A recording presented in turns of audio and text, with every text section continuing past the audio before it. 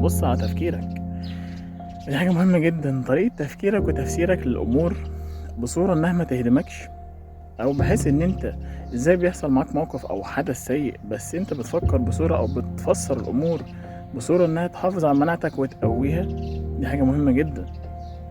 وليكن مثلا أنت دلوقتي واخد مراتك ورايح في اليوم تتجمعوا فيه عند أهلها، فحماتك ما سلمتش عليك. استنى بس، قبل ما تقولها ازاي ما سلمتش عليا وقبل ما تقول كرامتي، فسر بايجابيه، ما يمكن ما خدش بالها وعدي الموضوع. انما لو تكرر الموضوع واجه واسال واعرف هي ليه ما سلمتش عليك، وفي الاغلب هترد عليك تقول لك ما خدش بالها.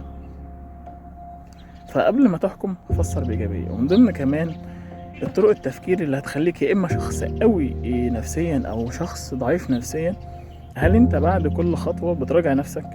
هل انت مثلا شخص محدد لنفسك خطوات، فمن ضمن الخطوات انت وقعت مثلا او غلطت غلطة معينة، هل انت شخص بتسأل نفسك هو انا ليه وقعت، هو انا ليه غلطت الغلطة دي، ولا انت شخص انا غلطت لا خلاص شكرا ما حصلش نصيب؟